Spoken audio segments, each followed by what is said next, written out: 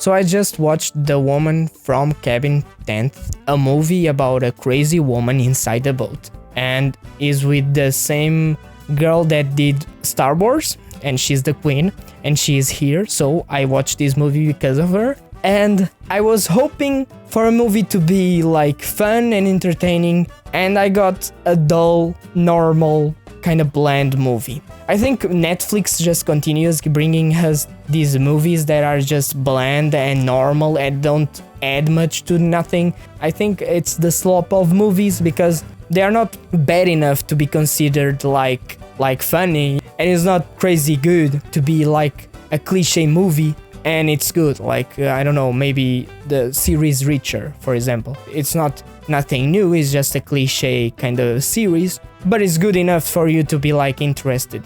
So this movie is just a bland movie of 100 movies that you already watched. So first I will give you a quick summary of the story. Basically you have this journalist that is making an article inside a boat. What happens inside this boat? One woman is killed, and she's the only one who saw this woman being killed. The people inside the boat are telling her that she's crazy, but she's not, because she saw someone being killed.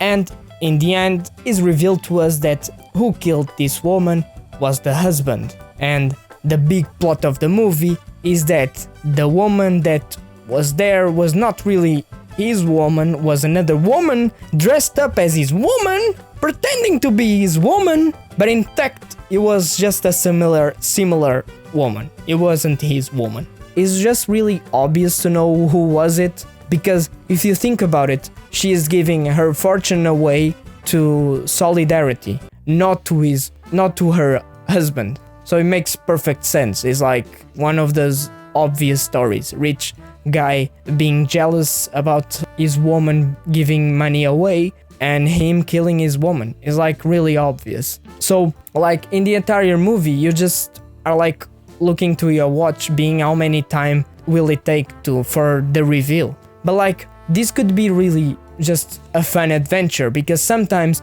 movies can be cliche and be really good. Like the Knives Out movies, all of them, I think they are not like really surprising movies. They are a little bit cliche in the way they are done. The interesting thing that makes those movies good is the characters. But this movie doesn't have interesting characters. The main protagonist is just a journalist. They don't give us more things about her that make her really interesting to see. Like, because this movie is a lot similar like to Rosemary's Baby, you know, where she's put in this spot where she's considered to be crazy, and everybody around her knows that the devil was inside her, but she doesn't know that. And we as an audience, we don't know for certainty that the devil is not inside her. So we are like her, we are inside her shoes. And she is just an interesting and well written character that we can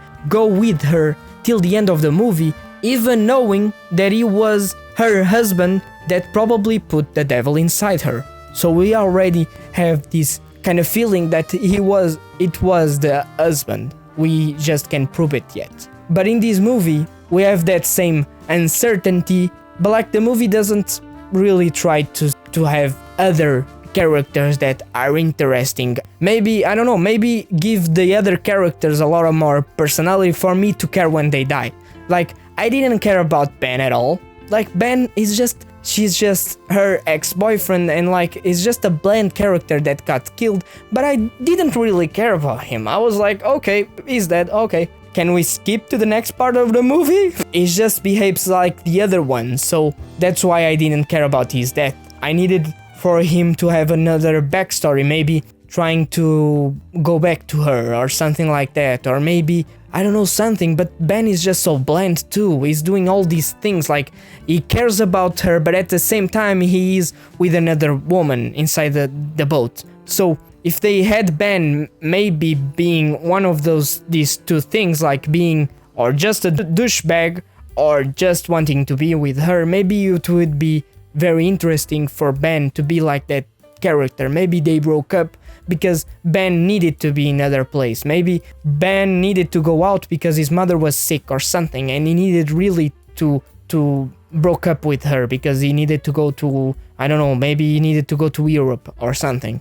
I don't know, maybe I'm just pitching ideas for you. Then one other thing that I think the movie makes wrong is the plot. The plot, just the way that the plot is delivered to us, and the way that they feel like the plot is so smart, but it isn't. Like, the plot is that this guy has a clone of his wife, not a clone because he's a real person. He's like me disguising off Brad Pitt because we are very similar, you know? It's like he found another girl that is really similar to his woman, and she disguises as his woman while she's dead. The real woman is dead. It's really complex for me to describe it for you in words. But the way that they deliver this, it's all in a way of that is so explicit, and it's like me trying to tell you is the same thing. It's like a character being like, I disguised as this woman because he paid me a lot of money. It's a little bit like Doofenshmirtz be like, oh no, you destroyed my machine, Perry Arnitarinka. I don't know. For me, it just feels like that. One thing that I wanted to say is that the pace of the movie in the middle part till the ending is just very rushed. I just felt they delivered and they explained to us what was happening, and then they just go quickly over the movie, like, let's run. All of these things are happening because they think maybe that the audience doesn't have any more of that feeling of who it is, so they need to quickly go over things. And I just felt like this was really, really rushed. Like, our main protagonist just finds a cabin in the woods that is opened. Who opened that house? Does this house belong to someone? She's just entering somebody's house without even their permission or something. Then there's a girl that the movie never speaks about her. She's just quiet the whole time, and in the end of the movie she just has a sniper inside a whatever place that was, and she just shot her boss. Like, why? Yeah? Like, the middle till the end, it was the worst part of the movie for me. All of these things, the girl, the cabin, also the doctor. He obliges a doctor to murder another guy, another person, because I don't know why, because he made something with him, he knows something about him, but what does he know? It just felt loose to me, or everything just felt loose to me because he was so rushed, the middle to the end. Please go slow. Tell me, what is the story behind this doctor? I want to know. What are his motivations to kill another person for this guy? Because that's really a big thing. And now the ending. And in the end, I just felt like we have these 3 sequences of a girl coming to the journalist and being like, I really like your pieces because you're really good at telling natural stories. And then the other girl passes by her and she's like, I really like your stories, they are really natural. And then we receive a message, a video call from the girl that was pretending to be the wife, and she says, I'm okay.